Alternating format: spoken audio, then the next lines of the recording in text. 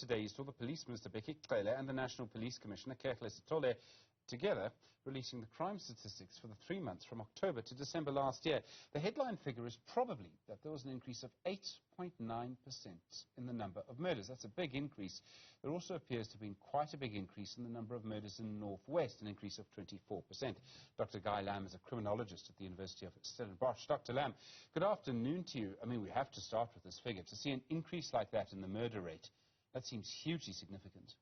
It is. I mean, this is the most reliable crime statistic that we have. We usually use that as a measure of other forms of violent crime in South Africa, but in other countries, because reporting on other categories of violent crime is less reliable. Where murder is, because we have a body, there's life insurance, there's often a death certificate. So that is quite reliable. So it's deeply concerning that that's happened. But I think it's also, we've focused on the comparison from October to December last year to the previous year. But if we look at the 5 years that the SAPs have provided us with, that's even worrying, even more worrying, because if you look at 2017, 2018, and look at the trend, that murder in terms of the numbers, the number of cases, has actually gone up by 21% over a 5-year period. I mean, that's a fairly short space of time. And, you know, it doesn't seem to have been affected by COVID and lockdown, as that number has gone up over this period. And we know this period is always heightened murder because it's holiday time, people are drinking a lot more, getting into a lot more disagreements, and then we tend to see violence as a result of that. But definitely murder is a key issue here. I mean, to go up like that over a 5-year period, a trend that starts long before the pandemic, what's the reason for that? Is it possible to isolate one reason? Are there several reasons, I presume? I mean, the thing with murder in South Africa, it doesn't happen consistently. It tends to happen in actually a relatively small number of areas. So we have about 1,100 policing precincts, and about anywhere between 80 to 100 of them is where murder tends to be concentrated. And we know in most of those cases, murders often have to do with, you know, disagreements, and the police point this out. It's a disagreement you're having with people you're drinking with, disagreements you're having with your neighbors, people in your community. Access to weapons, whether it's sharp instruments, knives, or firearms. It has to do with norms around people going, I don't like you, I have a conflict with you, therefore I'm going to use violence to resolve that, and that violence often has lethal consequences. So that's what typically happens. It's typically young men who are murdering other young men, so men under the age of 40 or thereabouts. And so it's those sort of dynamics that happen. But we need to drill down into these 100 or plus police stations. And if you look what's happened in recent years, I mean, the big worry for me, I know Northwest was highlighted, just to look at KZN. I mean, KZN and the police provide ratio, so it's the percent, you know, kind of the extent of crimes as per population. And if you look at KwaZulu-Natal, they had it, you know, 5 years ago at 10.4, and it's gone up to 14, just over 14. I mean, that's a massive jump for a province. And if you go and look at the top police stations, it's largely areas in KwaZulu-Natal now. It used to be in the Western Cape and some in Gauteng and some in the Eastern Cape, but there's a very strong focus on KZN. So it seems as though, you know, post-looting, post-unrest in KZN, that there's certain areas such as Inanda, Tanzuma, KwaMashu, which are known to be kind of areas of violence, but they seem to be driving up the murder rates quite considerably, wherein we've seen in other provinces, you know, there are other stations, the normal ones, where we tend to have high levels of violence, but there does seem to be a surge happening within KwaZulu-Natal at the moment. We've known in the past, and I mean there's plenty of statistics to sort of show this, that the murder rate really peaks on Friday and Saturday nights. And that if you have a long weekend, for example, it'll peak on that night too. And this links to alcohol, links to many, many things. I realize that these statistics are, you know, literally just published today, so I don't imagine anyone's had a chance to look at that. But can we presume then that when you talk about the geographical consistency, certain areas have high numbers of murders, can we presume that that certain time, Friday, Saturday night, still also has this very high proportion of murders? Absolutely. Those are it's weekends. It's often worse at the sort of end of the month at payday, and it's related to, you know, people buying larger quantities of alcohol, and with the excessive consumption of alcohol come the disagreements, and if there's access to some form of weapon, then often that conflict will lead to either injuries such as an attempted murder or an assault, as we've seen increases in attempted murder happening recently, or in a murder. So it's around, you know, a lot more people together, socializing in spaces, consumption of alcohol, disagreements escalating, access to some form of instrument or firearm or knife, and we then tend to see murders or attempted murders or assaults happening. There's obviously a bigger conversation around, I mean, you talk about how the murder rate started to increase before the pandemic, and I realize this is a controversial area, it will depend on different numbers, But if we've seen so many people lose so much income in so many parts of our society over so much stress because of the pandemic and the lockdown, could increasing levels of interpersonal violence be driven by that as well, or is that not the case? It really depends. I mean, it depends on the violence. And I think what we might be seeing in some contexts, and this is very much around speculation, is we know that a lot of murders and attempted murders tend to happen in the context of drinking, and it's often about sometimes fighting over access to that alcohol.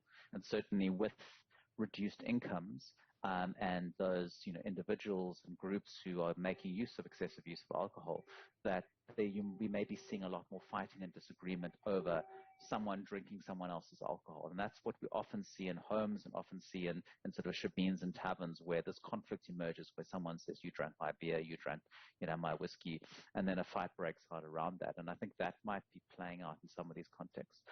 Also what we've seen, if we look at other forms of violence, and I know there's a focus on children, for example, and child deaths and child murders, that do make up a smallish number, but yet they're significant, is that what we do know is that, when families that are prone to domestic violence and violence against children, as a big risk factor is, family fighting over resources. So whether it's access to food, access to money, access to alcohol, and often children get caught in amongst those conflicts and get hurt as a result of that. So that's potentially what we may be seeing, as well as a result of economic consequences. A lot more kind of either child neglect happening or violence against children happening, but also abuse, domestic abuse, or sort of intimate partner violence, domestic violence happening at home. So that's what we can see. But the larger kind of murder trends and the kind of robbery trends, we don't have the data and research yet to kind of draw a distinction between whether COVID and the economy has had an impact on it. Because poverty isn't a direct cause of violent crime. It creates conditions that will then potentially lead to it, but it's not a direct cause. So then what do we do now to try and bring down the murder rate? I mean, it's been going up for 5 years. That's a long time. How do we bring it down? Now, let's just mention we've done this before, but that was probably more related to politics in KwaZulu-Natal in the 1990s. Our murder rate came down fairly quickly. Now it's going up again, but it seems to have a different cause. Does that make it harder to actually bring the murder rate down again? I think it is a bit harder this time, because what was largely driving, you can do things to try and bring down the murder rate in the short, medium, and long term. I mean, the long-term stuff South Africa hasn't really got right. I mean, you've got good plans and policies to deal with that. But from a policing point of view, and that's really the only lever that we have at the moment to properly deal with crime, is you've either got to deal with the perpetrators, or you've got to deal with the weapons that they use to murder. And what part of the success of the sort of 1990s to sort of late 2000s was actually the illegal firearms. And the police did a very good job in, confiscating large amounts of illegal firearms and, kind of arresting those in illegal possession and kind of really sort of turned that sort of the murder rate came down quite significantly. I think what's happened here is the firearms have gone back significantly into circulation. We've seen, corrupt cops playing a role. We've got problems around, certain like criminal syndicates that have somehow access to legal licenses and acquire, large quantities of ammunition. And that's why we're seeing so many drive-by shootings and large quantities of ammunition being used in those sort of contexts. So there is, there's things that the police can do around firearms. They're trying on the legislation side. That takes quite a while. But certainly more could be done in trying to confiscate as much illegal firearms and ammunition as possible. And that can have an impact, because we haven't seen the same sort of operations that we saw in the early 2000s. They're not sort of happening anymore, sort of targeting illegal firearms. And if we can do that, then we can, you can make some sort of difference. And of course, if, focusing on sort of targeted police visibility in high violence areas, you can have an impact there. But ultimately, it comes down to police leadership. It comes down to police operations. It becomes the focus is on policing. And that's why we're sitting in a kind of a difficult situation where we have a leadership crisis within SAPS and also a political policing crisis as well. I'm going to come to that in just a moment. I do want to ask you, before I go there, to talk a little bit more about alcohol, because we've seen during the hard lockdown, alcohol, of course, the sale of alcohol was banned. It wasn't banned for a very long time. The reason I say that is important is that in countries that have banned alcohol for a long time, you get illegal alcohol. You get people who make it themselves. I think there was at least one case during the hard lockdown where a group of people were badly hurt by drinking alcohol that people had made themselves. If we then had tighter restrictions on the sale of alcohol, Russia's been able to do that over a 10-year period. They made it more expensive. They banned advertising. Would that make a big difference to our murder rate? Or if you put up the price, do you make it scarce? Do you lead to more conflict? I mean, it's a difficult one to give an accurate response to. What we do know, and these are sort of really solid public health studies that have done in countries that have a problem in which alcohol is a major driver of interpersonal violence, that restricting access to alcohol and using a variety of measures to do that can have a significant reduction effect on violence. So whether it's access to alcohol in its current form, or you find ways of having, less potent alcohol on the market. So you have, measures, for example, in a number of Nordic countries where, it's just the lengthy process it takes to get alcohol, or you can buy alcohol in the supermarket, but it's fairly low levels of alcohol within, sort of low alcohol beer, for example. That's what you can buy easily, but the stuff with high alcohol content is a bit more difficult. In the case of South Africa, it's a tricky one because of the amounts of income that the government makes out of it, and also very powerful industries. But what lockdown did show is if you are able to restrict alcohol in certain areas and access to that alcohol, it can have a reduction effect on the injuries relating to alcohol. So we know it's had a major impact on road traffic injuries, for example, and car crashes. And it certainly seems to have an effect. We can't say for absolute certain, but it certainly seemed to have an effect on certain categories of violent crime. And so I think there needs to be more studies about that. But the problem in South Africa is if you kind of go for a full-scale ban on it, then you will see all sorts of illegal industries popping up. South Africans are pretty industrious people and pretty innovative people, that there would be systems that would pop up. And even under hard lockdown, we had all sorts of syndicates that emerged. It certainly kind of gave a lot of business opportunities to organize crime networks. So it is something that, we can't just sort of switch off and say no alcohol, because we will see the sort of blossoming organized criminal networks benefiting from that. So we need to try and find a balance here. And the police commissioner and the police minister, and I'm so tired of talking about these two men and their two egos and their own personal fight. The commissioner tried to say today there was nothing personal. I don't know if anyone buys it. I mean, the situation now, we've been sitting in this untenable situation for a very long time, and this relationship breakdown, and it's sort of, we have these moments as we had in Parliament recently, and the moments we had around the unrest in KwaZulu-Natal. We've had these issues around IPID and the criminal cases, and the National Commissioner allegedly not cooperating with IPID. And there's sort of this constant stepping on each other's toes, the police minister getting involved in operational issues and wanting to lead the police.